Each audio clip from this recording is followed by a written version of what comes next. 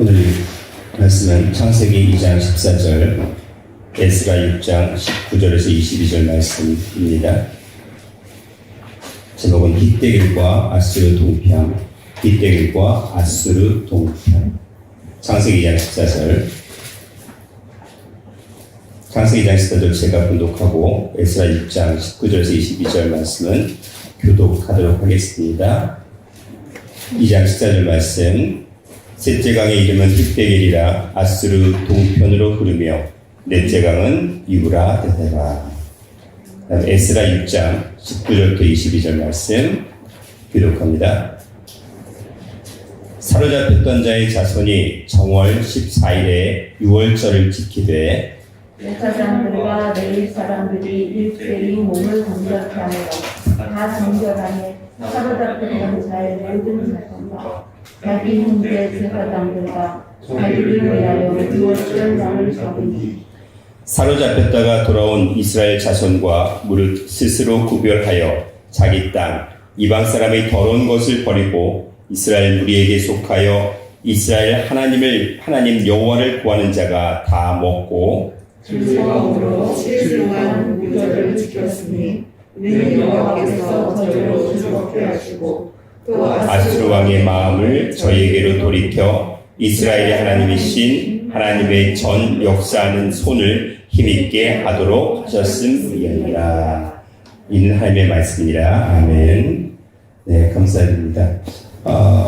그 깃대기에 관련해서 이제 창세기 14절에 언급된 내용은 딱 한 내용이 하나예요. 셋째 강의 이름은 깃대길이라 어디로 흐르며 아수르 동편으로 흐르며 라고 되어 있습니다. 자, 아수르 동편으로 흐른다는 깃대길 강의 의미가 에덴 동산에서 흘러가는 셋째 강의 이름인데 아수르 동편을 흐른다는 말이 무슨 의미인지 성경의 전체 역사를 통해서 오늘 살펴보는 시간을 갖도록 하겠습니다. 오늘 본문 말씀 보시면 에스라 6장 22절 하반절에 보시면 아수르 왕의 마음을 저희에게로 돌이켜라고 되어 있어요. 이스라엘 백성이 멸망을 하고 그 다음에 멸망한 이스라엘 백성을 다시 한번 이스라엘 땅에 돌아오게 하시면서 성전을 다시 재건토록 하십니다. 명령을 하시는데 그것이 이방 왕에 의해서 성전 재건이 이루어집니다. 그런데 그 이방 왕이 누구라고 되어 있어요? 아수르 왕이에요. 아수르 왕. 그렇죠? 아수르 왕이라고 되어 있습니다. 근데 중요한 거는 우리가 아수르 왕과 관련된 부분이 아니라 우리가 에스라 6장 전체 내용을 보시면 아수르 왕은 전혀 나오지 않아요. 아수르 왕은 전혀 나오지 않아요. 에스라 6장 14절에 보시면 이스라엘 하나님의 명령과 바사 왕 고레스와 다리오와 아닥사스다의 조서를 쫓아 전을 건축하며 피력하되라고 언급이 되어 있습니다. 그러니까는 아수르 왕은 전혀 나오지 않는데 22절에서 에스라 6장 22절에서는 아수르 왕의 마음을 저희에게로 돌이켜라고 되어 있어요. 분명히 에스라 6장 전체 내용은 18절까지 보시면 바사왕 고레스가 나오거든요. 바사왕 고레스, 다리오, 아닥사스다가 언급이 되어 있는데 왜 22절에서는 아수르 왕이라고 했을까라는 겁니다. 왜 그랬을까요? 왜 그랬을까요? 네?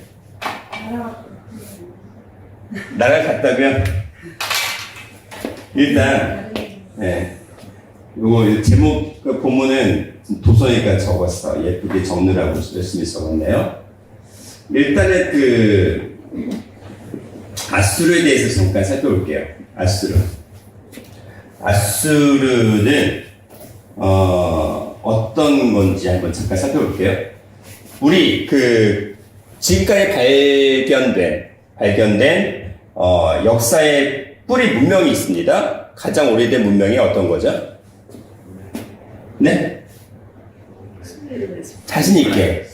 수메르죠. 수메르 메소포타미아 문명이죠. 그렇죠? 수메르 문명이 이제 시작이 되었습니다. 시작이 돼서 발전을 하다가 어떤 문명이 그 수메르 문명을 또 멸망을 시켰냐면 아카드 문명이 아카드에서 수메르 문명이 멸망을 했어요. 그리고 또 다시 수메르 문명이 다시 재건이 됩니다. 수메르 문명이. 이때는 한 100년 정도 재건이 돼요. 그러다가 또 누구에 의해서 이 수메르 문명이 멸망을 당할까요? 우리가 잘 아는 바빌론. 그렇죠. 근데 이때 바벨론, 처음 생겨난 바빌론을 고바빌론, 고대 바빌론이라고 해요.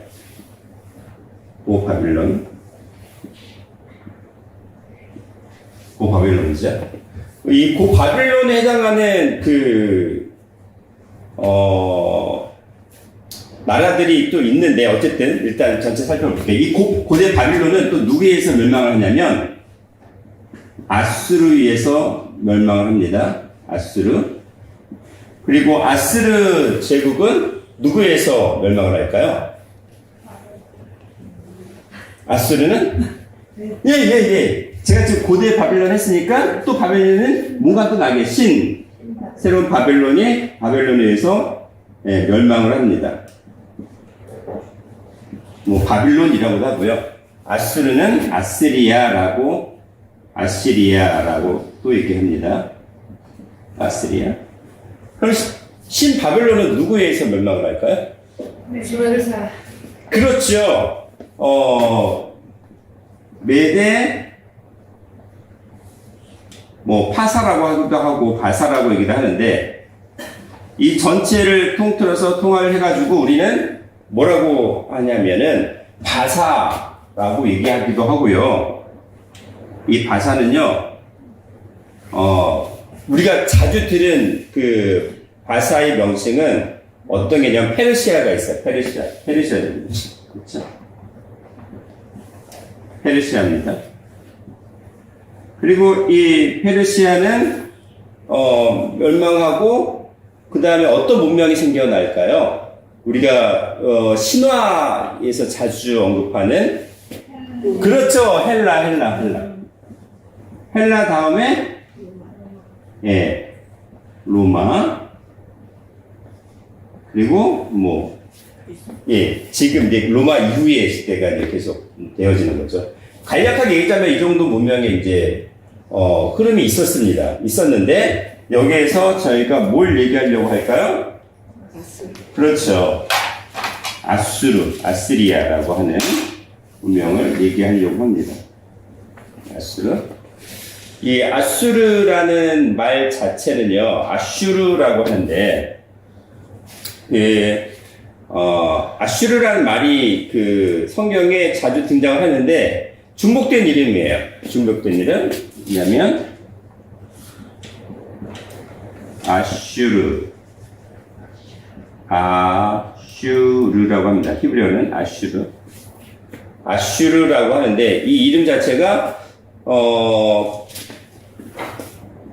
평양,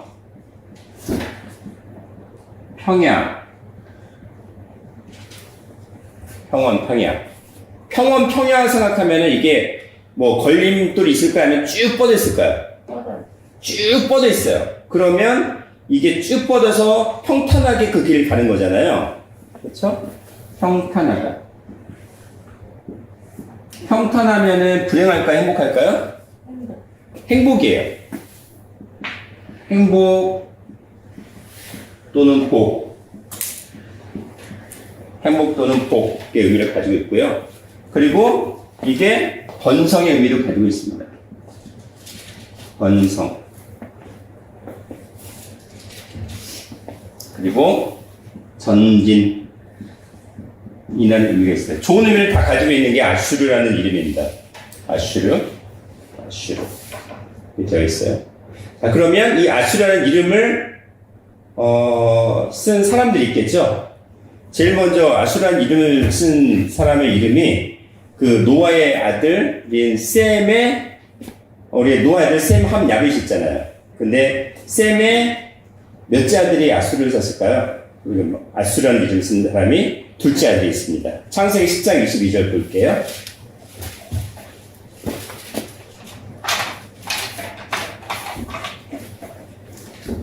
네, 장모님부터 부탁드리겠습니다. 창세기 10장 22절. 10장, 창세기 10장 22절.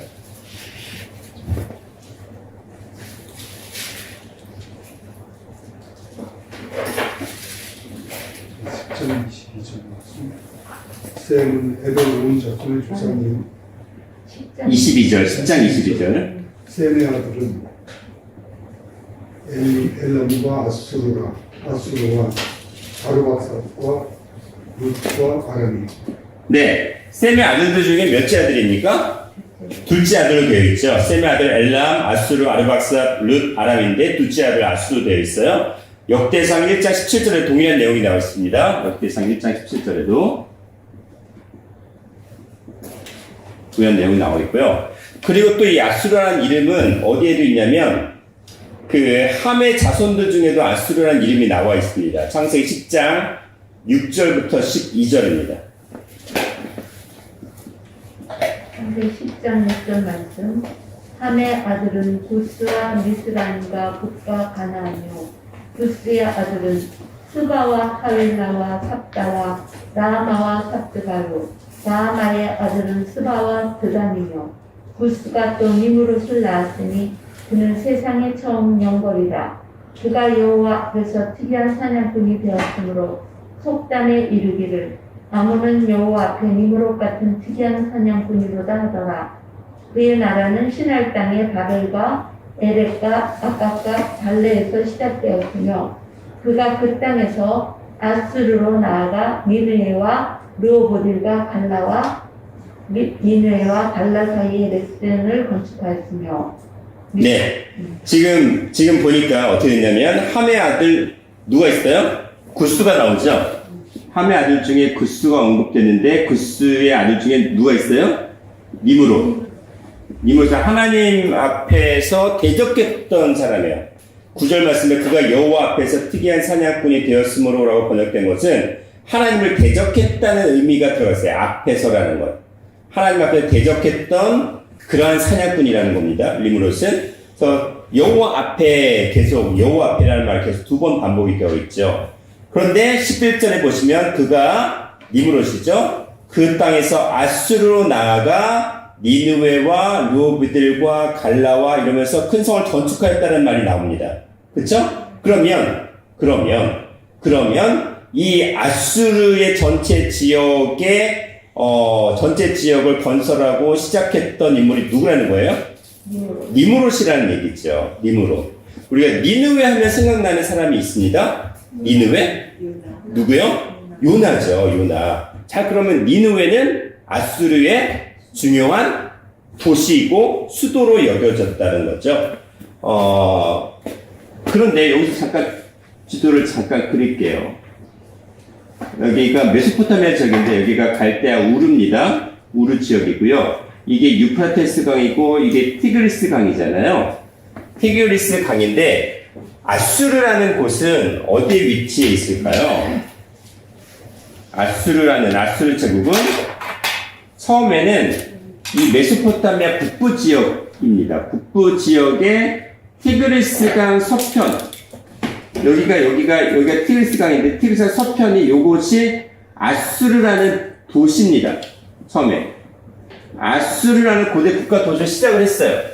시작을 하다가 처음에는 이 아수르가 어떤 국가 도시면서도 중요한 도시였어요. 하나였어요. 그러다가 이게 점점 확대가 되고 지경이 넓혀지면서 위쪽으로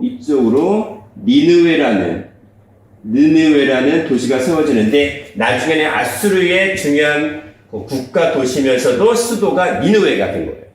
그래서 요나가 니느웨로 가라고 했을 때 어디로 간 거예요? 그러면 아수르로 간 거예요. 아수르 하면 니느웨죠. 대한민국 하면 서울인 것처럼 니느웨 하면 아수르예요. 그래서 니느웨가 딱 나오시면 아수르 제국이라고 연상을 하시면 됩니다. 연상을 하시면 돼요. 그래서 보니까 아수르가 여기 있고 티그리스 강이 이쪽에 있잖아요. 그러면 티그리스 강은 히데겔이라고 제가 초반부에 말씀을 드렸잖아요. 자, 그러면 이 히데겔 강은 어디에 있어요? 아수르 동편 쪽에 있는 거예요. 그쵸? 히데겔 강은 지금 창세기 2장 14절 말씀에 아수르 동편에 있다고 말씀을 드렸잖아요. 근데 이 아수르 동편 쪽에 히데겔이 있는 겁니다. 이게 점점점 나중에 확대가 되면은 이 전체 지역, 이곳이 아수르 제국으로 점점 확대가 되어지는 상황이 되어지는데, 어쨌든 이것은 기원전 3000년 전에 시작된 아수르의 시작이에요. 그러니까 기원전 3000년경에 그 시작점으로 봤을 때 아수르는 히데겔 동편 쪽에, 히데겔강, 티그리스강 동편에 있었다는 겁니다. 그때 점점점 지도는 계속 바뀌게 돼요. 나중에는 이 아수르가 전체를 나타내기도 하고 아시리아 전체를 대표하는 이름으로 등장을 하기도 하는데, 기원전 3000년경에는 아수르 동편에 히데겔강, 티그리스강이 위치해 있었다라고 보시면 됩니다. 이게 창세기 2장 14절입니다. 그래서 지리적으로도 그렇지만 어떤 아수르 동편이라는 건 지리적인 차원으로 끝날 게 아니라 뭔가 영적인 의미를 두고 아수르 동편이라는 말을 꺼내셨다는 뉘앙스를 좀 가지고 있어요. 이걸 제가 쭉 살펴볼 겁니다. 자, 그 다음에 작은 세 번째로 아수르라는 이름은요, 아브라함의 후처 있죠, 후처. 아브라함이 나중에 얻은 그 부인이 있습니다. 구두라죠, 구두라. 구두라의 자손이기도 합니다. 창세기 25장 1절부터 3절입니다.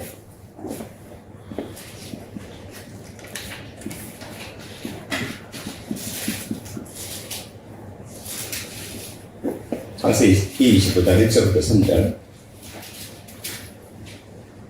아브라함은 후처를 맞이하였으니 그의 이름이 구두라라. 그가 시므란과 일산과 미단과 미디안과 이스라엘과 수아를 낳고 육사는 스바와 드단을 낳았으며, 드단의 자손은 아수르 족속과 루드시 족속과 룸리 족속이며. 자, 그드라가 낳은 아들들 중에 시므란, 욕산 하면서 쭉 나왔고, 그 다음에 그드라의 둘째 아들 욕산의 자손을 통해서 누가 낳았어요? 예, 욕산의 자손 중에 둘째 아들인 드단이 있고, 드단의 아들 중에 누가 있어요? 아수르가 있지요. 그렇죠. 지금 아수르 말씀드린 아수르 제국과 이 그드라를 통해 나온 아수르는 아수르 족속이라고, 아수르 제국과는 별다른 이름입니다. 달라요. 그 뿌리가 다르다고 학자들도 얘기를 하고 있고요. 달라요. 전체를 보시니까 이 아수르 문명은 참 여러 가지 복된 이름인데, 아까 말씀드린 대로 평안하고 평야, 평탄, 행복하고 번성하고 전진하는 이름이기 때문에 다양한 이름으로 등장을 합니다. 자, 그러면은 이 아수르 문명은 성경에서 아수르 제국의 왕들을 통해서 어떻게 드러났는지 잠시 살펴보도록 하겠습니다. 큰 두 번째로 성경에 언급된 아수르 제국의 왕들입니다.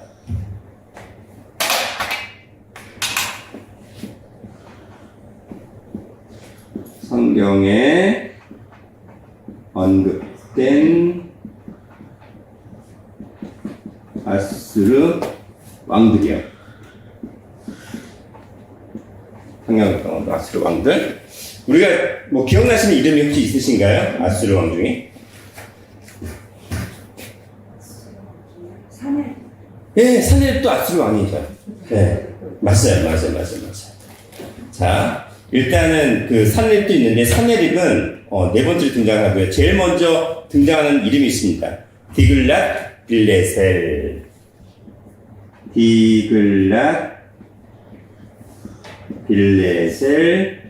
정확히는 3세예요. 디글랏 빌레셀. 왕하 15장 19절에서 20절.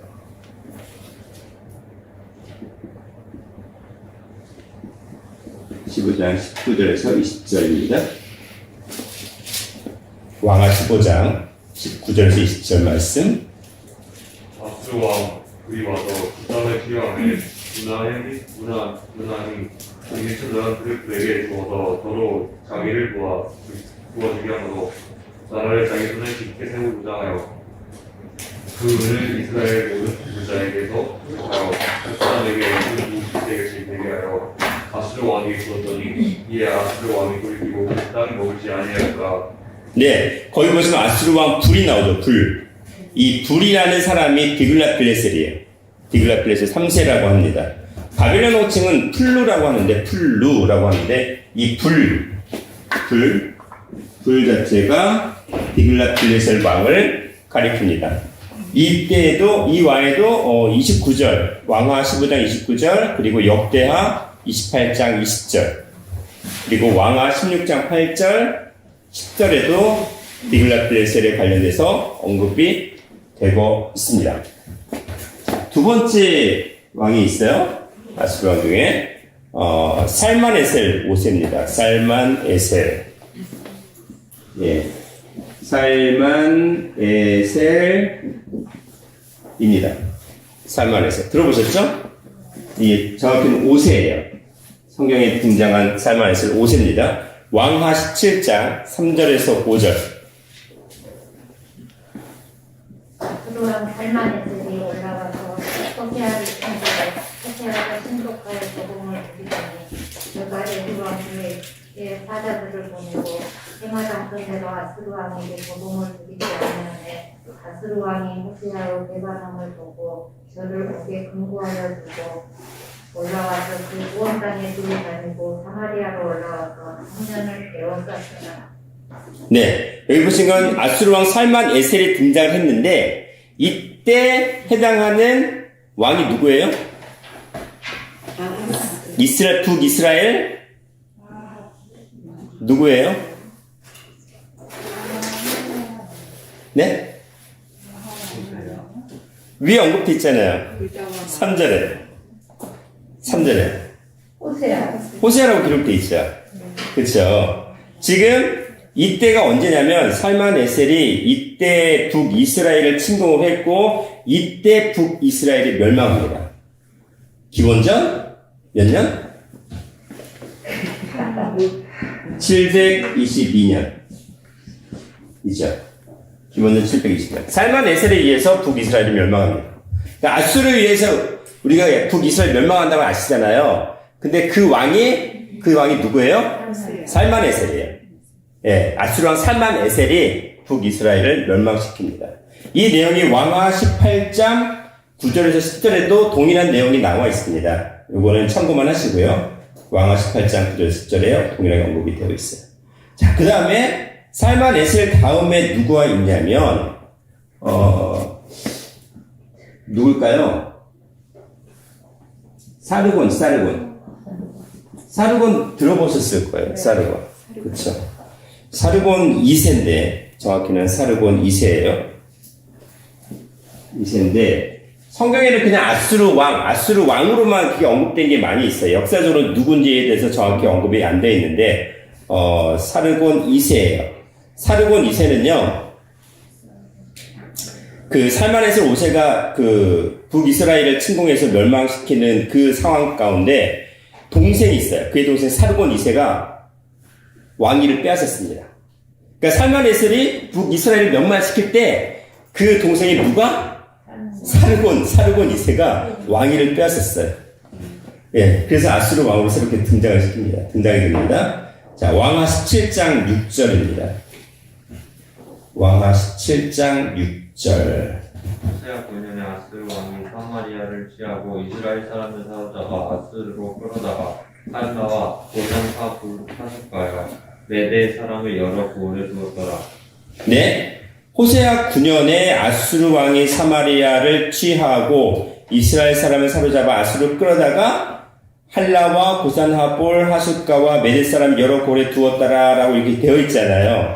그쵸? 자, 그러면 여기서 아수르 왕은 누구예요? 살만에셀이죠. 이 살만에셀이죠. 요런 상황 가운데서 사르곤 2세가 어떻게 한 거예요? 왕으로 등장을 합니다. 왕으로 등장을 해요. 이게 왕하 18장 11절과 12절로 또 언급이 되어 있습니다. 그리고 이제 아까 유집사님께서 언급하신 네 번째 산헤립이 있어요.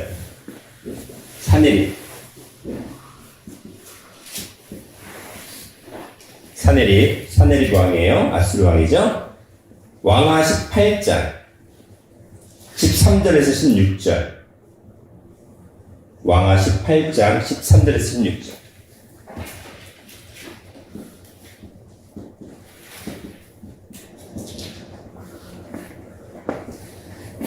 왕하 18장 13절 16절.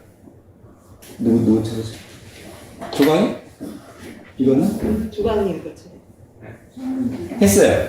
네, 사모님. 히스기야 13절 히스기야 왕 14년에 아수르 왕 사네립이 올라와서 유다 모든 견고한 성읍들을 쳐서 취하매 유다 왕 16절까지. 히스기야가 라기스로 보내어 아수르 왕에게 이르되 내가 범죄하였나이다. 나를 떠나 돌아가소서. 왕이 내게 지우시는 것을 내가 당하리이다 하였더니 아수르 왕이 곧 은 300달란트와 금 30달란트를 정하여 유다 왕 히스기야로 내게 한지라.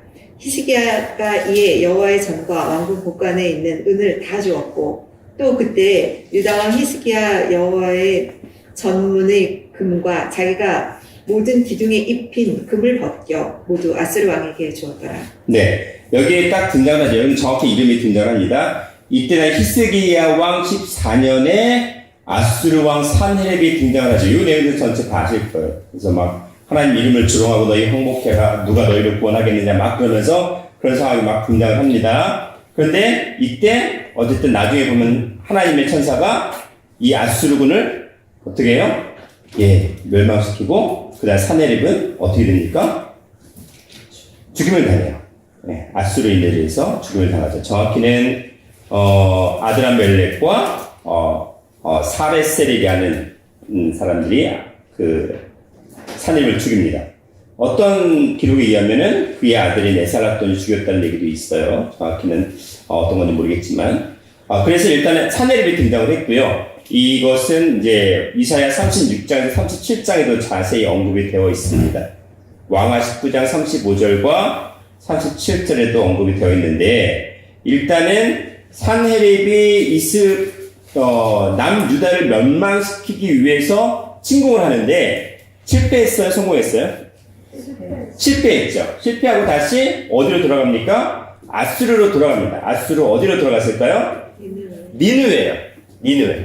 제가 아까 말씀드린 이 니느웨. 니느웨 하면 무조건 아수르입니다. 니느웨로 도망을 갑니다. 그때 등장하는 게 에살핫돈이 등장을 하죠. 자, 다섯 번째가 에살핫돈인데, 다섯 번째 에살핫돈이 등장을 합니다. 에살핫돈 왕하 19장 35절에서 37절입니다.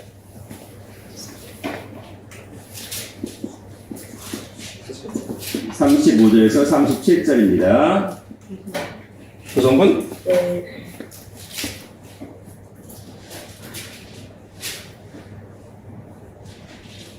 이 밤에 여호와의 사자가 나와서 아수르 집에서 군사 18만 5천을 친지라.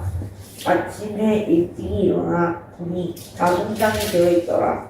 아수르 왕 산헤립이 떠나 돌아가서 니느웨에 거하더니 그 신 니스록의 묘에 경배할 때 아드람멜렉과 사레셀이 저를 칼로 쳐 죽이고 아라랏 땅으로 도망하니 그 아들 에살핫돈이 대신하여 왕이 되리라. 네, 이건 이사야 37장 36절에서 38절에 동일하게 나와 있어요. 침공했던 산헤립이 어떻게 됐습니까? 하나님의 사자가 그 아수르군 18만 5천을 그냥 한 번에 어떻게 했어요? 진멸시켜버렸어요. 송장이 되게 만들었어요. 그러니까 하나님께서 아수르군을 대적해서 완전히 진멸시켰죠? 그러니까 산헤립이 떠납니다. 어디로 도망가요? 니느웨로 도망갔어요. 근데 그 신 니스룩이라는 묘에 경배할 때 아드람멜렉과 사레셀이 저를 칼로 죽였다고 언급이 되어 있어요. 근데 다른 야사에 보면은 그 아들 에살핫돈이 죽였다는 얘기도 있습니다. 정확한 건 어떤 건지 모르겠지만 성경의 기록은 에살핫돈이 아니라 아드람멜렉과 사레셀이 저를 칼로 죽였다라고만 언급이 되어 있습니다. 그래서 그의 아들 에살핫돈이 산헤립을 대신해서 아수르 왕이 되어줍니다. 요게 이제 아수르 왕이 언급된 성경 기록들의 주요 인물들입니다. 자, 이렇게 보면은 제가 아까 말씀을 드린 게 에스라 6장 22절에서 아수르 왕이 성전 건축을 하게 만들었다라고 기록이 되어 있는데, 아수르 왕이 성전 건축을 하게 된 왕들이 있나요? 없어요. 성경에 전혀 그런 기록이 없어요. 그쵸? 전혀 기록이 없습니다. 드글라피레셀, 살마네셀, 사르곤, 사네립, 에사라돈 이들은 오히려 멸망을 시키려고 했던 사람들이잖아요. 멸망을 시켰고 그렇잖아요. 그러니까는 이스라엘 백성이 멸망한 뒤에 성전을 재건하고 증축하게 만들었던 아수르 왕이 있었다 없었다? 없었는데 왜 에스라 6장 22절에서는 아수르 왕에 의해서 아수르 왕 한 사람을 딱 언급을 해요. 아수르 왕들이 아니라 아수르 왕에 의해서 성전 건축을 하게 만들었다. 재건하게 만들었다고 언급을 했을까요? 왜요? 세븐자손의 아수르하고 다른 아수르 아니에요? 왜 그랬을까요? 지금부터 좀 살펴보도록 하겠습니다. 자, 일단 창세기 2장 14절의 키포인트는 창세기 2장 14절에 나오죠. 일단은 큰 세 번째로 지금 히데겔이 어디 있다고 했어요? 아수르 동편. 아수르 동편에 있다라고 창세기 2장 14절에 언급을 했잖아요. 아수르 동편. 그쵸? 창세기 2장 14절에. 그러면 제가 지금까지 그 에덴의 지금 첫째 강, 둘째 강, 지금 셋째 강을 살펴보고 있는데 이것이 에덴의 네 강이 지리적인 부분으로 묶여 있나요? 아니면 영적인 의미로 확장이 되나요? 영적인 의미로 확장이 되잖아요. 물론 지리적인 거를 무시한다는 게 아니라 이 성경에서 말씀하시는 지리적인 부분은 우리가 한계를 갈 수밖에 없는 게 예를 들어서 홍수 이전과 홍수 이후로 나갔을 때 예전에 있었던 이 유프라테스와 니느웨라는 유프라테스가 티그리스 강이 홍수 전의 위치와 홍수 후의 위치가 똑같을까요? 제가 아수르 제국이라는 것도 처음에 여기만 해당되었었지만 나중에 확장이 되면서 이 전체, 이 메소포타미아를 전체를 포함한 이 가나안 그 윗부분까지 포함이 됐었잖아요. 그 지리적인 위치나 주소는 계속 바뀔 수밖에 없어요. 그러니까 지리로만 얘기를 하자면 한도 끝도 없고 아무런 의미를 찾을 수가 없는 상황이 더 많다는 거죠. 이거는 창조과학자들, 미국에 있는 창조과학자들이나 역사학자들, 고대 근동학자들이 동일하게 얘기를 합니다. 지리적인 것으로 아수르나 유프라테스 강의 티그리스 강의 위치를 보고 에덴의 위치를 찾는다는 말이 안 된다는 거예요. 그건 말이 안 된다는 거예요. 기원전 4,000년 하고 지금의 지리적인 위치와 그 모든 것들은 전혀 다르다는 거죠. 명칭을 동일하게 썼을 수도 있고 그리고 그 지리는 전혀 다른 위치에 있는 것일 수도 있다는 거죠. 자, 그렇다면은 성경을 볼 때 우리가 역사로 보는 것은 당연하지만 역사는 성경에서 무조건 이 하늘의 것을 표현해주고 설명해주기 위한 뭐라고 하셨어요? 비유와 상징으로 이 실제된 역사도 말씀을 하신다고 했어요. 비유와 상징. 그럼 아수르 동편이라는 건 뭘 얘기를 하시려고 했을까요? 히데겔이 아수르 동편을 합니다. 동편이죠. 아수르 동편이에요. 아수르 동편. 네? 네. 자, 일단은 이 동편이라는 말을 보면 케뎀이라는 말을 써요. 케뎀. 동편이라는 말은 케뎀인데 우리가 케뎀 하면 동편하면 제일 먼저 등장을 하는 것이 여기 창세기 2장 14절에 등장을 하지만 에덴 동산을 먼저 떠올리실 수 있어요. 에덴 동산에 생명나무 앞으로 나가는 길의 입구가 어느 쪽에 있었어요? 동편에 있었죠. 창세기 3장 24절. 그렇죠? 그럴까요?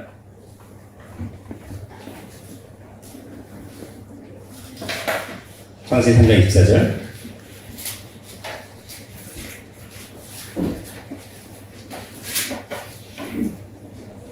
이같이 하나님이 그 사람을 쫓아내시고 에덴 동산 동편의 두릅들과 두루도는 화양고를 두고 생명나무의 길을 지키게 하시니라. 네. 동편이 언급되는데 여기도 케뎀인데 이 동편의 목적은 뭐예요? 어디로 가는 길? 예, 생명나무 앞으로 나가는 길입니다. 그쵸? 생명나무 앞으로 나가려면 어디로 가야 된다고요? 그 질문이 동편이라는 거죠.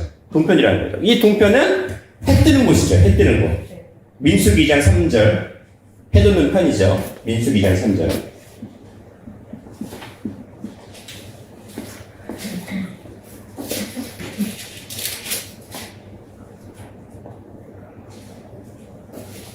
민수기 2장 3절 말씀. 동방 해 돋는 편에 진칠자는 그 군대대로 유다의 진기에 속한 자라. 유다 자손의 족장은 암미나답의 아들 나손이. 네. 해 돋는 편에 어느지? 유다의 진. 유다의 진기에 속한 자라고 했습니다. 이 유다의 자손은 누가 오셨어요? 예수님이 이 땅에 오신 게 유다 지파의 자손으로 오셨잖아요. 그쵸? 그 다음에 민수기 3장 38절도 볼게요.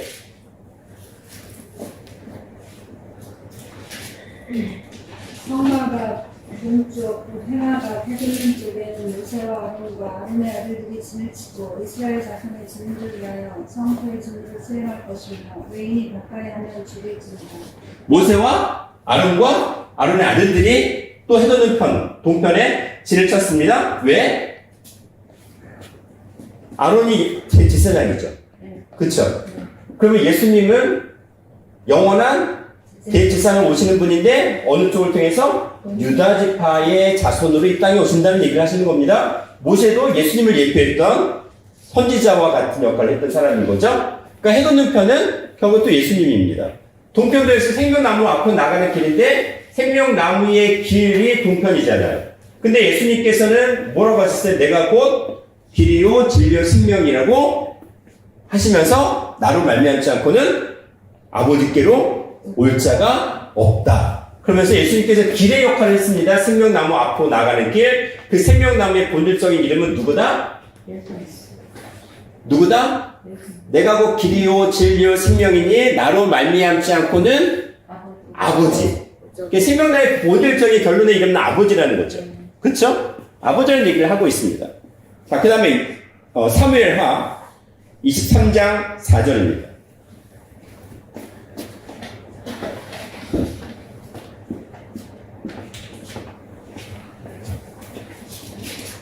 사무엘하 23장 4절.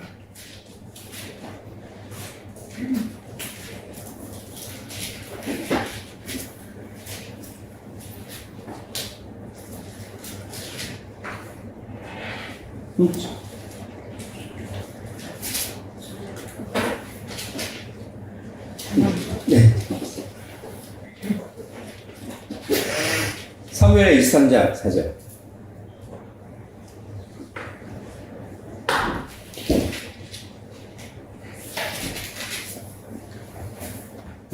저는 해 아침씩 가고 구름 없는 아침 같고 이후에 땅에서 이미 있는 빛을 받는 자시다.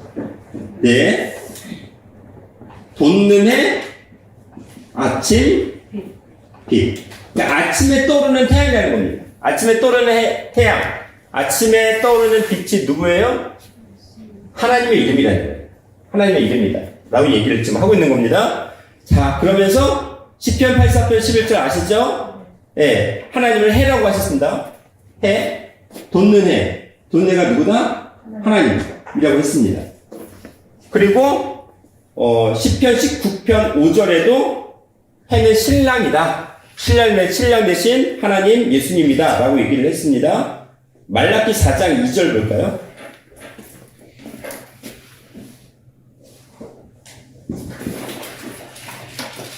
말라기 4장 2절.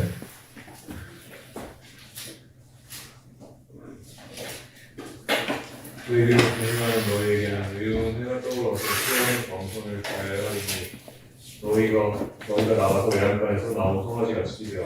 네, 우리를 치료하시는 의로운 해가 누구시다? 하나님이시다. 얘기를 하고 있습니다. 그게 말라기에서 등장을 하죠. 에스겔 선지자들도 보면 에스겔 선지자가 예언을 할 때 에스겔 성전과 관련해서 얘기할 때 하나님의 영광이 어디로 들어가고 어디로 나가요? 에스겔 성전에서 예, 동쪽으로 출입을 하신다고 되어 있어요. 에스겔 43장 2절 4절입니다.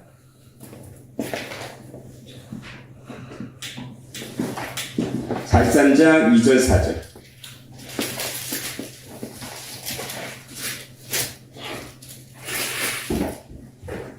이스라엘 하나님의 영광이 동편에서부터 오는데 하나님의 음성이 많은 물소리 같고 땅은 그 영광으로 인하여 빛나니. 네, 하나님의 영광인데 많은 물소리 같다고 했죠. 말씀이라는 거예요. 하나님의 말씀이 어디로 출입을 한다고요? 동편으로 왔다 갔다 한다는 거죠. 그쵸? 4절 볼게요. 여호와의 영광이 동문으로 말미암아 전으로 들어가고. 네, 여호와 여기 어디로? 동문이에요. 동쪽입니다. 그 다음에 에스겔 47장 1절 보겠습니다.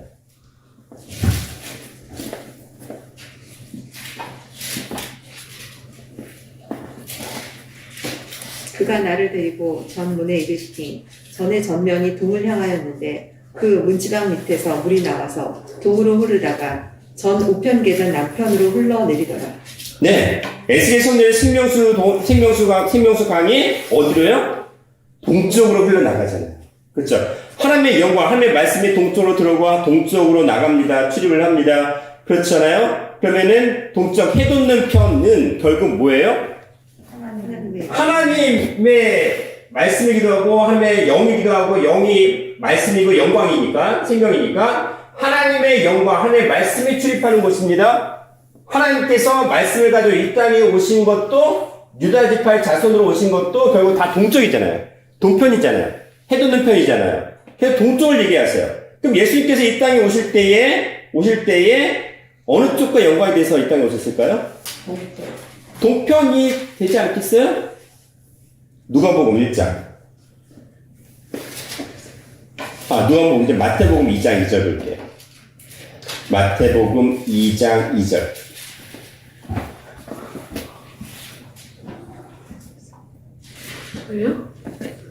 유대인의 왕으로 나신 이가 어디 계시뇨? 우리가 동방에서 그의 별을 보고 그에게 경배하러 왔노라 하니. 그의 별을 어디서 봤어요? 동방에서 누가 봤어요? 동방 박사들이. 동방에서 본 거예요. 그의 별을. 동방에서 봤다니까요? 왜 서방이 아니고 동방일까요? 예? 북방도 아니고 남방도 아니고 동방일까요? 그렇죠? 그 다음에 누가복음 1장 78절입니다.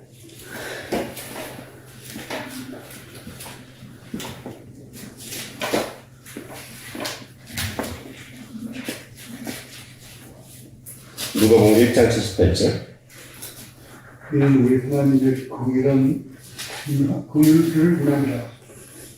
이로써 돋는 해가 위로부터 우리에게 임하여 어두움과 죽음의 끈에 앉은 자에게 비치고 우리 같은 평강을 이루게 하시리로다. 돋는 해라고 있죠. 돋는 해. 그럼 돋는 해가 동방입니다. 또 돋는 해 또 누구였어요? 하나님이죠. 그렇죠? 예수 그리스도죠. 그게 위로부터는 어디예요? 하늘로부터죠. 하늘로부터 우리에게 임했다라고 말씀을 하고 있잖아요. 그렇죠? 그러면 이 땅에 오신 예수님은 각자 내 타락한 마음 심령 땅에 오신 예수님은 지금 누가복음 1장 78절에는 어떻게 표현을 했어요? 돋는 해, 동방이 신령한 말씀이 위로부터 하늘로부터 우리 각자에게 어떻게 하신 겁니까? 임했다라고 얘기를 했습니다. 왜냐면 동방이라는 말, 해 돋는 편이라고 했잖아요. 해라고 했잖아요. 하나님 나를 나타내기도 하고 예수님을 나타내기도 하는데 그거는 말씀을 나타내기도 했잖아요. 내가 너에게 이른 말이 영이고 생명이라고 했잖아요.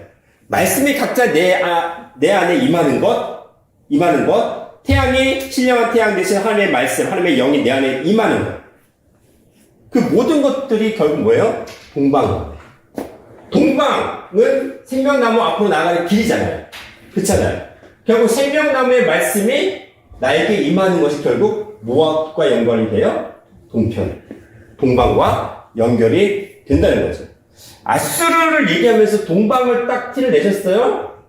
아수르를 얘기하면서 동방을 티를 내셨다면서 요 아수르 동편에 대한 짝을 지금 에스라 6장 22절에서 언급을 하셨습니다. 그쵸? 짝을 얘기하셨어요. 왜 짝이라고 이 말씀을 드리냐면 왜 말씀을 드리냐면 실제로 아수르 왕들이 성전을 재건하게 만든 게 아니고 누구였어요? 바사 왕들이잖아요. 페르시아 바사 왕들에 의해서 성전 건축이 재건됐기 때문에 이 바사 왕 중에 분명히 동편과 연관된 사람을 끌어내실 거예요. 아수르라는 이름은 에스라 6장 22절을 언급을 다시 해주기 위한 어떤 키포인트로 작용이 되는데, 중요한 건 그러면 이 동편이라는 말도 같이 나와야 아수르 동편이 같이 성취가 되는 거잖아요. 히데길이라는 강의 영적인 의미를. 동편에 해당하는 왕이 동편에 해당하는 바사 왕을 아수르 왕이라고 언급을 특별히 하신 게 아니실까라는 거죠. 그럼 동편에 해당하는 왕이 누가 있을까요? 동편에 해당하는 바사 왕. 그렇죠. 고레스. 보십니다.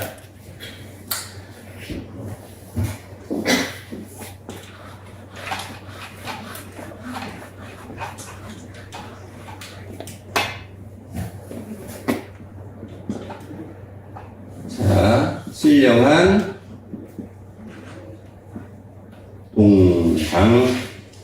동방왕인 누구? 고레스를 살펴보겠습니다. 신령왕 동방왕인 고레스. 이사야 41장 2절부터 4절입니다. 이사야 41장 2절부터 4절 말씀. 이사야 41장 2절 말씀. 누가 동방에서 사람을 일으키며 의로 불러서 자기 발 앞에 이르게 하였느냐. 열국으로 그 앞에 굴복해 하며 그로 왕들을 치리하게 하되 그들로 그의 칼에 핏불 같게 그의 발에 불리는 촉에 같게 하매 그가 그들을 쫓아서 그 발로 가보지 못한 길을 안전히 지난다니 이 일을 누가 행하였느냐. 누가 이루었느냐. 누가 태초부터 만대를 명정하였느냐. 나 여호와라. 태초에도 나중 있을 자에게도 내가 곧 보리라. 네, 이사야 선지자는 고레스에 대한 예언을 하면서 뭐라고 얘기를 했냐면, 하나님을 통해서 동방에서 일으킨 사람, 동방에서 일으킨 사람이에요. 누가? 여호와. 하나님께서. 하나님께서 동방에서 일으킨 사람이 바로 고레스라고 얘기를 합니다. 그게 언제부터 시작됐던 내용일까요? 언제부터 예언되어지고 언제부터 예정됐던 일일까요? 4절 말씀 보니까 태초부터 시작을 하셨다는 겁니다. 고레스 왕. 태초부터 예정하셨던 인물이 바로 고레스 왕이라는 거예요. 그 다음 이사야 44장 28절입니다.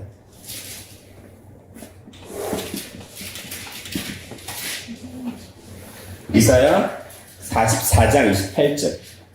고레스에 대하여는 이르기를 내 목자라 그가 나의 모든 극심을 성취하리라 하며 예루살렘에 대하여는 이르기를 중건되리라 하며 성전에 대하여는 네 기초가 놓여지리라 하는 자니라. 네, 지금 보세요. 예루살렘 성이 다시 중건되어지고 기초가 다시 세워진다는 내용의 예언을 누구를 통해서 하시겠다는 거죠?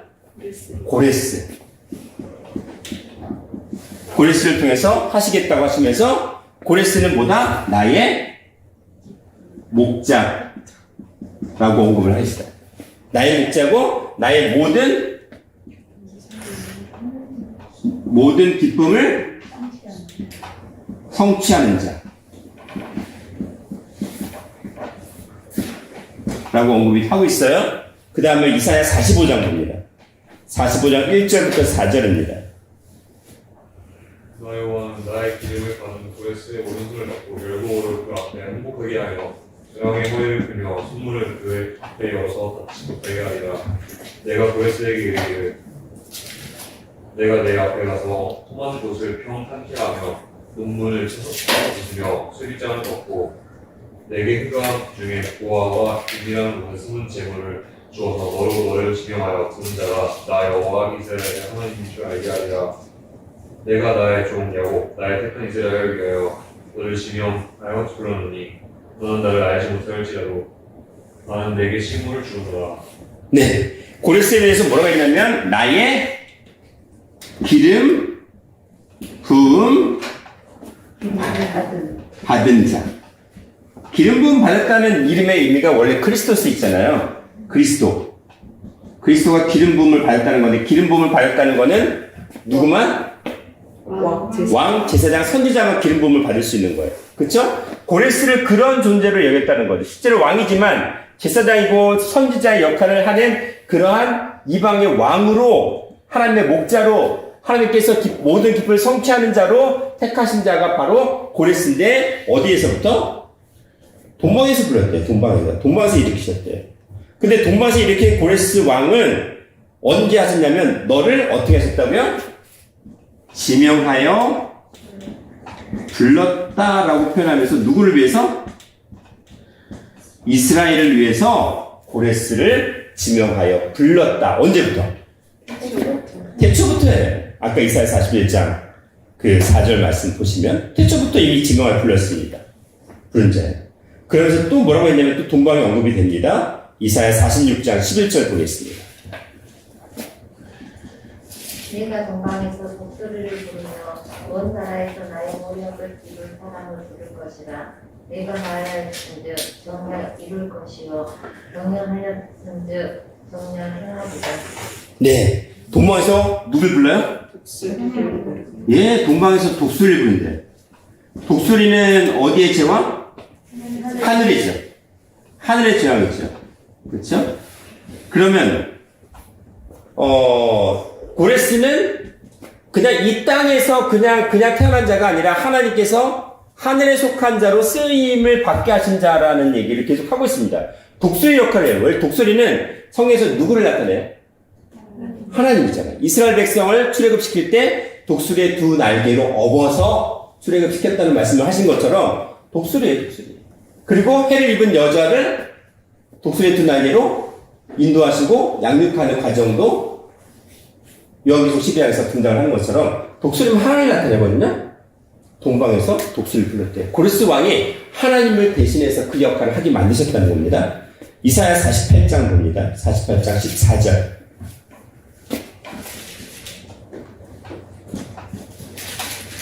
14절부터 15절 말씀. 너희는 다 모여 들으라. 나 여호와의 사랑하는 자가 나의 뜻을 바벨론에 행하리니 그의 팔이 갈대아인에게 임할 것이라. 그들 중에 누가 이 일을 예언하였느뇨? 나 곧 내가 말하였고 또 내가 그를 부르며 그를 인도하였나니 그 길이 형통하리라. 네, 지금 보니까 나 여호와가 사랑하는 자 누굴까요? 네? 고레스겠죠. 하나님께 사랑하신 자 고레스가 나의 뜻을 어디에 행한다고요? 바벨론에 행합니다. 이 말은 무슨 뜻일까요? 바벨론을 멸망시킬 때 누구를 통해서? 고레스를 통해서 멸망을 시키셨다는 겁니다. 그래서 보시면은 아까 신바벨론 왕국이 나오잖아요. 신바벨론 왕국은 우리가 대표적으로 아는 성경의 인물 중에 느부갓네살에 의해서 남유다가 BC 586년에 멸망했죠.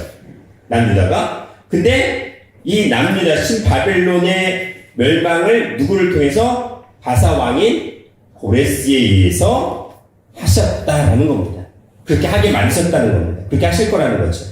그렇죠? 여기서 나 여호와의 사랑하는 자라고 했는데 현대인의 성경에서는 내가 택한 사람 고레스라고 번역을 하고 있습니다.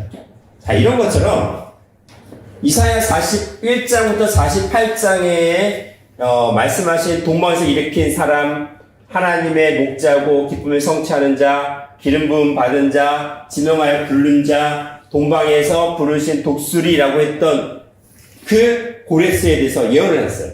이사야 41장부터 48장 전체 내용이에요. 엄청난 양을 고레스에 대한 예언으로 이사야 선지자를 통해서 채우셨습니다. 이게 고레스예요. 이방 왕. 대단하지 않습니까? 우리는 이스라엘 백성의 선민이라고 하는데 선민이 아닌 이방의 왕인 고레스에 대해서 예언한 게 이 정도입니다. 그렇죠? 그리고 그것에 대한 내용들이 에스라에 언급이 됩니다. 에스라 1장부터 언급이 되죠. 에스라 1장 1절부터 7절입니다. 에스라 1장 1절부터 7절.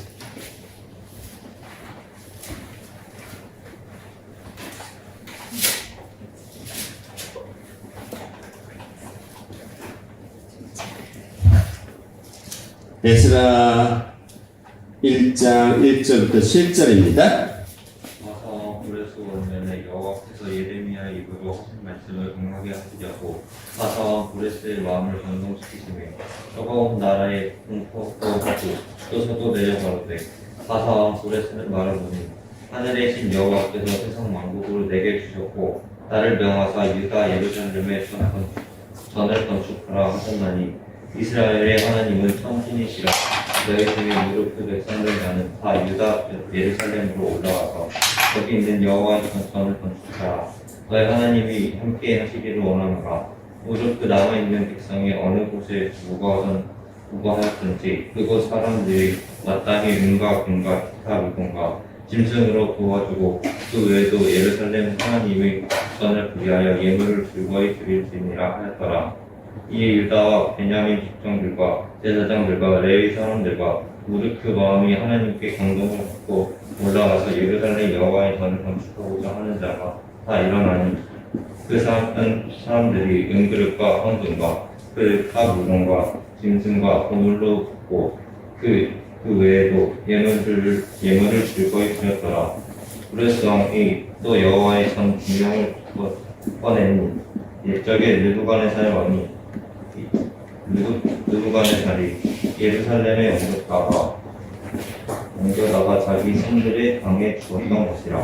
네. 바사왕 고레스. 바사왕은 아까 말씀드린 페르시아 왕이죠. 바사왕 고레스 원년에 예레미야 입으로 하신 말씀을 응하게 하시려고 바사왕 고레스의 마음을 감동시키심에 저가 온 나라에 공포합니다. 조선 내립니다. 무슨 내용입니까? 하늘의 신 여호와께서 세상 만국으로 내게 주셨고 나를 명하사 유다 예루살렘에 전을 건축하라. 이스라엘은 참 하나님이시라. 너희 중에 무릇 백성된 자는 다 유다 예루살렘으로 올라가서 거기 있는 여호와의 전을 건축하라. 아까 이사야 선지자를 통해서 여기서 예언된 41장과 48장 예언된 그 동방에서 일으킨 사람 고레스 왕을 통해서 뭘 건축하게 해요? 예루살렘 성전을 다시 건축하게 하신다는 그 명령을 내리셨습니다. 고레스를 통해서. 고레스는 동방에서 일으킨 자, 그리고 동방에서 나온 독수리라고 말씀드렸잖아요. 고레스가 동방이에요.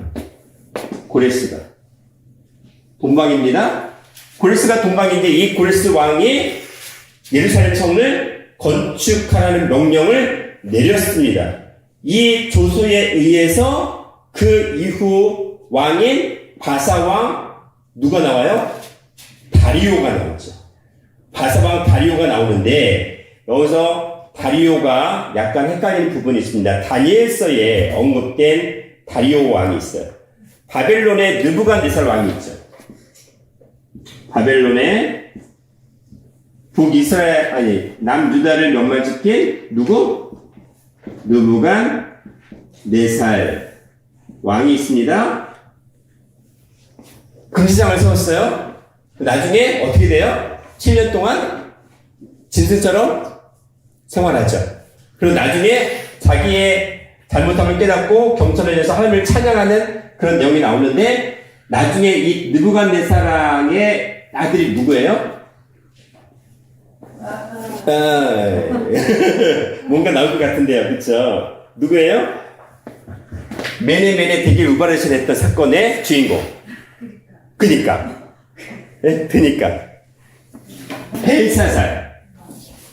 벨사살이 등장합니다. 벨사살이 등장해. 이 벨사살이 등장하는데 이스라엘 백성 예루살렘 성전에서 꺼내왔던 금은 기명 있죠. 하나님의 제사를 드릴 때 쓰였던 그 금, 은 기명을 가지고 뭐 했어요? 술 마시다가 하나님의 저주의 심판을 받습니다. 메네 메네 데겔 우바라신. 내가 바라보니 이미 끝났어. 너는 모자라.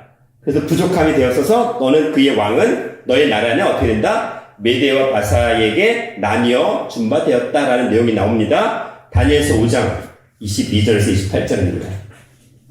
다니엘서 5장 22절에서 28절.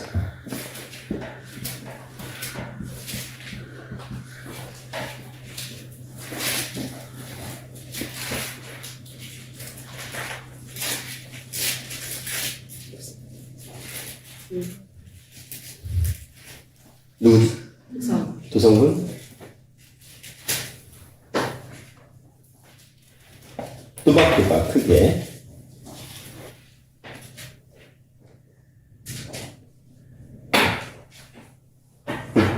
5장 22절, 28절.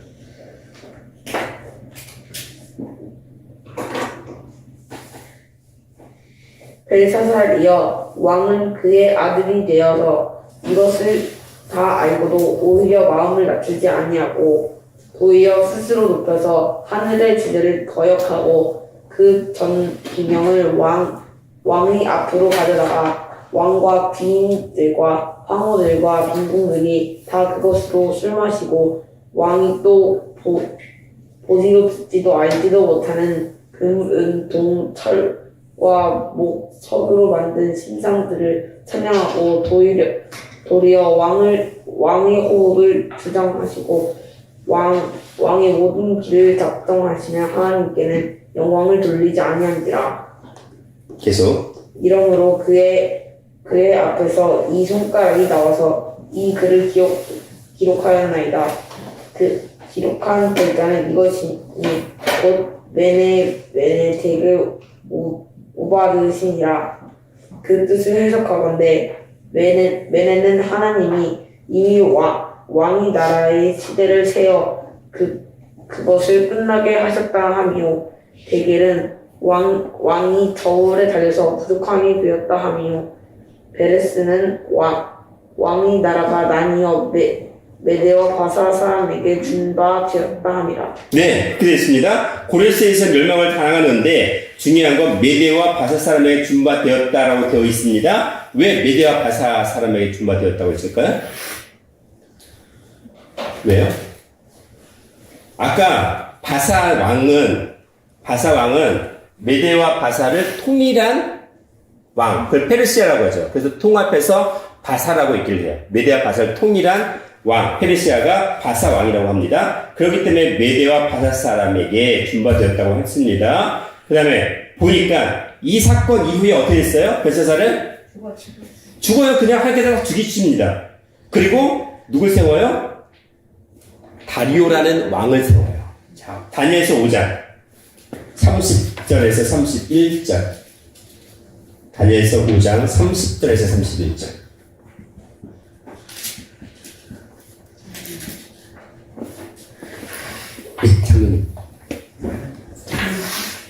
그날 밤에 갈대아 왕 벨사살이 죽임을 당하였고 메대 사람 다리오가 나라를 얻었는데 그때 다리오는 62세였다.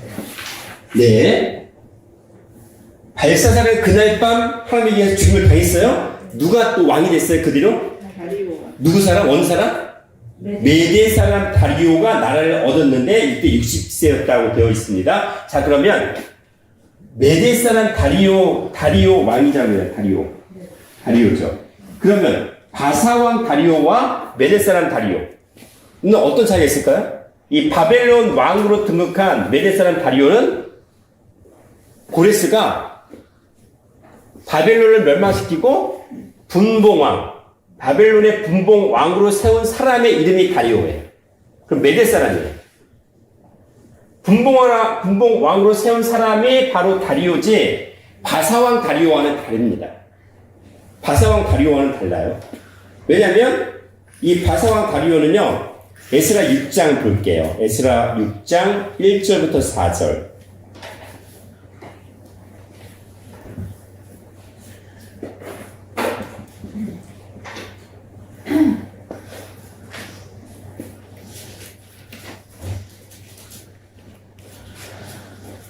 에스라 6장 1절부터 4절. 에스라 6장 1절 말씀. 이에 다리오 왕이 주소를 내려 서적 곡간 곧 바벨론에서 보물을 쌓아둔 곳에서 조사하게 하였더니 메대도 앙메다 궁에서 한 두루마리를 얻으니 거기 기록하였으되 고레스 왕 원년에 주소를 내려 이르기를 예루살렘 하나님의 전에 대하여 이르노니 이 전 곧 제사 드리는 처소를 건축하되 지대를 견고히 쌓고 그 전에 고는 69규빗으로 방도 69규빗으로 하고 큰 돌 3켜에 새나무 1켜를 놓으라. 그 경비는 다 왕실에서 내리라. 네. 지금 뭐냐면 여기에 다리오 왕이 등장하잖아요. 에스라에 등장하는 다리오 왕. 이 다리오 왕은 메대 사람이 아니고 바사 왕이에요. 바사 왕. 아까 분봉왕으로 세웠던 그 다리오 왕은 다릅니다. 전혀 달라요. 역사학자들도 그렇고 다 얘기를 이 다리오 1세 대왕인데 고레스의 사위예요. 사위. 고레스의 사위인 다리오 1세 대왕. BC 522년경입니다. 그러니까 바벨론 분봉왕의 다리오와는 전혀 다른 사람이에요. 전혀 다른 사람. 바사왕 다리오. 그래서 약간 다니엘서 언급된 요 다리오와 에스라에 등장한 다리오와는 전혀 다른 인물이다라는 것만 기억을 해주시면 좋을 것 같습니다. 그래서 결국 고레스 왕에 의해서 조서를 내렸잖아요. 성전 건축하라고 조서를 내렸습니다. 그걸 누가 이어받게 됩니까? 다리오에 의해서, 바사왕 다리오 왕에 의해서, 사위인 다리오 왕에 의해서 그 성전 건축의 명령을 이어받아서 조서를 내려서 성전 건축을 진행하고 결말을 짓는 게 누구예요? 다리오예요, 다리오. 그렇죠? 다리오. 에스라 6장 봅니다. 에스라 6장 어디를 보시냐면 11절부터 13절. 내가 또 명령을 내리노니 누구를 막론하고 이 명령을 변조하면 그의 집에서 들보를 빼내고 그를 그 위에 매어달게 하고 그의 집은 이로 말미암아 거름덩이가 되게 하라. 만일 왕들이나 백성이 이 명령을 변조하고 손을 들어 예루살렘 하나님의 성전을 할진대 그곳에 이름을 두신 하나님이 그들을 멸하시길 원하노라. 나 다리오가 주서를 내렸노니 신속히 행할지어다 하였더라. 네. 이렇게 말씀하셔서 신속히 성전 건축을 하라고 명령을 하셨습니다. 명령을 듣게 하시고 그 다음에 에스라 6장 14절 15절.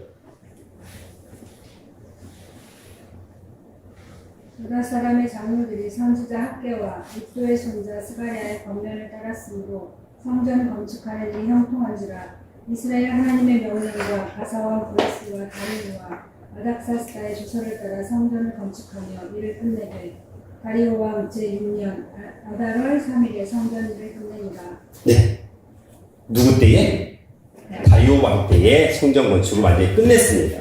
끝냈죠? 분명히 이스라엘 하나님의 명령과 바사왕 고레스와 다리오와 아닥사스다의 조서를 쫓아 전을 건축하며 피력하되라고 있습니까? 그러면 분명히 바사왕이잖아요. 바사왕 고레스, 다리오, 또 아닥사스다 와요. 아닥사스다는 에스라 7장 12절 13절에 나옵니다. 에스라 7장 12절 13절에 나오는데 이 아닥사스다 왕 역시 조서를 내려서 제사장 에스라에게 어떻게 하냐면 이스라엘 백성을 가르치라고 합니다. 그리고 성전 내탕고, 왕의 내탕고를 취하해서 예루살렘에서 모든 재물을 왕의 내탕고에 취해서 제사를 드리라고 명령까지 하는 왕이 바로 아닥사스다 왕이에요. 그게 에스라 7장 12절에서 21절까지 언급이 되어 있습니다.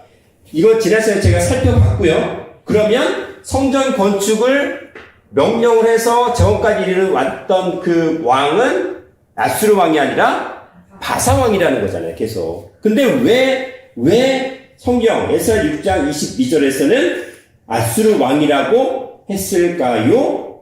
정리하면 왜 그랬죠? 왜요?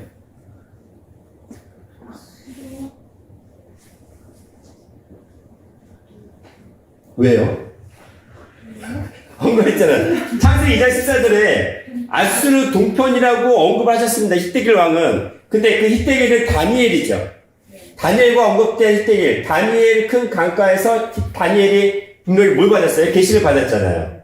계시를 받았잖아요. 그리고 그 다니엘이 계시 받던 그 상황에서 벨사살이나 느부갓네살 왕이 있을 때 누가 활동을 했었어요?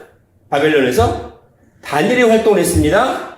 다니엘이 활동하고 그러면 그 이후는 사역이 끝났나요? 안 끝났어요. 바사왕 다리오까지 연결이 돼요. 다리오까지. 고레스에서 다니엘이 어떤 역할을 했냐면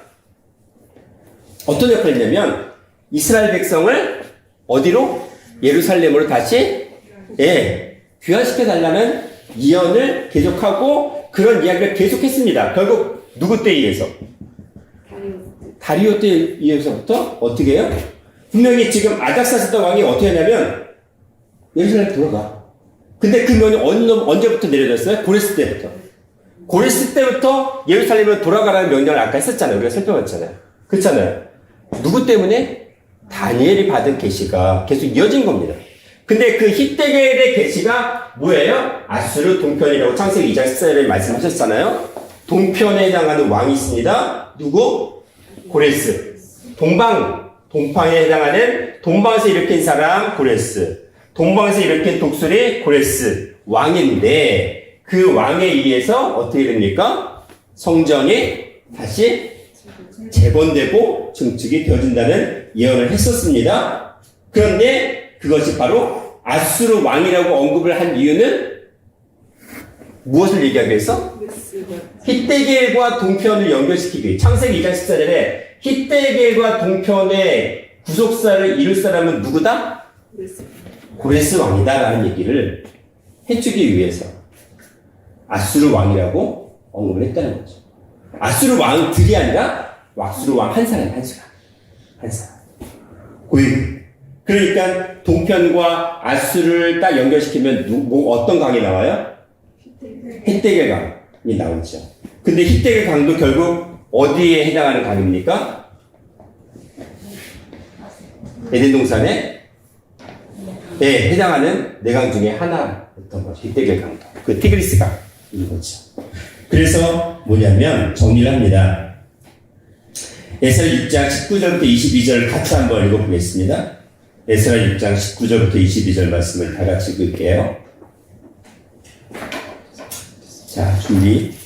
시작. 사로잡혔던 자의 자손이 정월 축사일에 유월절을 지키되 제사장들과 레위 사람들이 일제히 몸을 정결케 하여 다 정결하며 사로잡혔던 자의 모든 자손과 자기 형제 제사장들과 자기를 위하여 유월절 양을 잡으니 사로잡혔다가 돌아온 이스라엘 자손과 물을 스스로 구별하여 자기 땅 이방 사람의 더러운 것을 버리고 이스라엘 무리에게 속하여 이스라엘 하나님 여호와를 구하는 자가 다 먹고 즐거움으로 7일 동안 무교절을 지켰으니 이는 여호와께서 저희를 즐겁게 하시고 또 아수르 왕의 마음을 저희에게로 돌이켜 이스라엘의 하나님이신 하나님의 전 역사하는 손을 힘있게 하도록 하셨음이었느니라 라고 되어 있습니다. 성전 건축의 최종 결론이 무엇을 지켰습니까? 유월절 지켰죠. 유월절 지키고 무교절을 7일 동안 지켰습니다. 유월절은 무엇이었어요? 유월.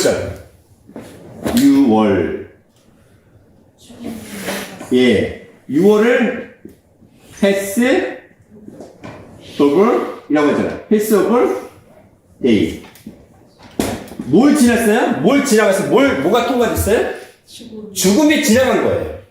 죽음이 지나갔어요. 그러면 죽음의 해당이 없다는 거잖아요. 유월절은. 그렇잖아요? 죽음의 해당이 없으면 뭐 한다는 거죠? 생명인데 어떤 생명? 영원한 생명을 취하는 기쁨을 누리게 했다는 겁니다. 6월절이 지나서 무교절을 7일 동안 지켰어요. 무교절은 무슨 날이죠? 누룩이 없다는 거잖아요. 순수한 말씀, 아무 불순물이 섞이지 않은 순수한 하나님의 말씀을 즐겨 먹었습니다. 며칠? 왜 7일일까요? 완전이다. 어떤 완전? 먹었다는 거는 뭐예요? 먹었다. 창세기 3장에 얘는 먹었다는 거는 보았다. 그리고 들었다. 하는 거예요. 듣다, 보다, 먹다. 동일한 의미라고 말씀을 드렸잖아요. 하나님의 말씀을 뭐 한 거예요? 들은 거잖아요. 하나님의 말씀을 들었다는 거는 어떻게 된 거죠? 뭐가 들은 거예요? 내 어두운 심령이 땅이 말씀의 빛을 받은 거잖아요. 땅은 동서남북 4잖아요. 그리고 하늘의 빛은 성부, 성자, 성령 3이잖아요. 그쵸? 4 더하기 3, 7이잖아요. 그걸 곱하기로 하면 12가 되는 거죠. 그러니까는 말씀을, 영원한 하나님의 생명의 말씀을 먹고 어떻게 된 겁니까? 죽음을 넘어갔습니다. 그러니까 결국 영생을 누리게 된 그 결론이 무엇을 통해서? 고레스 왕의 성전 건축을 통해서, 재건을 통해서 이루게 하셨다는 거예요. 그리고 아수르잖아요. 아수르는 무슨 뜻이라고 말씀을 드렸어요? 아수르. 네? 아까 예, 평탄하고 행복하고 번성하는 거잖아요. 그쵸? 영적인 행복을 나타내는, 영적인 행복의 그 본질은 뭐예요? 죽음이 없는 거잖아요. 로마서 4장 봅니다. 로마서 4장 6절부터 8절입니다. 아수르는 평원, 평야, 평탄, 행복, 번성, 복이라는 뜻인데, 영원한 우리의 행복은 영생이라는 거죠. 로마서 4장 6절부터 8절 말씀. 로마서 4장 6절부터 이런 것이 없이 하나님께 의로 의치를 받는 사람의 행복에 대하여 다이스 말한 바, 그 불법을 사실을 받고 그 죄를 가림심을 받는 자의 복이 있고, 주께서 그 죄를 인정치 아니하신 사람은 복이 또다 한바 같습니다. 네, 그 죄가 어떻게 돼요? 가르침을 받는 거잖아요. 죄에 있어서 사망을 했는데 그 죄가 사해진다는 거잖아요. 그건 뭐예요? 영생이 바로 행복이라는 거예요. 영생이 바로 행복이라는 거죠. 신명기 10장 13절. 신명기 10장 13절 말씀.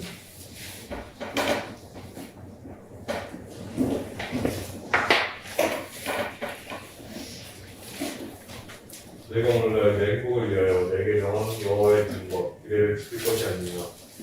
네, 내 행복을 위하여 뭐 하라고요? 여호와의 명령과 규례를 지키는 것이 행복이라는 겁니다. 그것이 영원한 행복이에요. 영생이라는 거예요. 말씀을 듣고 지키는 것이 행복입니다. 신명기 33장 29절. 33장 29절. 이스라엘이여 너는 행복자도다. 여호와의 구원을 너같이 그는 갑자기 만드며 그는 너를 돕는 방패시요 너의 영광의 팔이시로다. 내 대적이 내게 걱정하리니 네가 그를 높은 곳을 알고리로다. 네, 너네 행복자예요. 왜 행복자예요? 여호와의 구원을 받은 자니까, 여호와의 구원을 얻은 자니까 그 구원이 영생이라는 구원이죠. 영생이라는 행복이라는 거죠. 그러니까는 아수르 동편으로 흐르는 히덱의 강은 무엇이냐면, 우리에게 신령한 하나님의 대변자인 고레스 왕을 통해서 성전 건축을 하게 하셨는데, 그 성전 건축을 하게 하신 고레스가 바로 신령한 동방으로서의 역할을 하게 하셨다는 거죠. 신령한 동편. 하나님의 말씀이 일어나는 곳입니다. 하나님의 말씀에 의해서 성전 건축을 하게 했습니다. 그럼 어디에 성전 건축을 해요? 어디에? 성전 건축이라는 개념은 하나님의 말씀이 내 신령 가운데 임하면 그게 신령한 성전이잖아요. 그쵸? 성전 건축이 되면은 어떻게 된다는 거죠? 신령하게 죽음이 유월되는 거예요.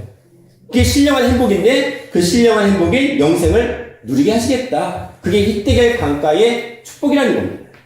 에덴 동산의 세 번째 강의 히데겔 강의 축복은 무엇입니까? 죽음을 유월하는 영생의 축복입니다. 그것을 누굴 통해서? 동방에서 일으킨 고레스를 통해서 이루셨다는 거고, 이루시겠다라는 말씀을 창세기 2장 14절을 통해서 말씀을 하신 겁니다. 우리 더전 약속의 모든 성도님들도 신령한 성전 건축을 통해서 신령한 해돋는 동편이 되어서 하나님의 구원인 영생의 열매를 맺는 모든 성도들이 되기를 주님의 이름으로 축원하겠습니다. 네, 기도드립니다.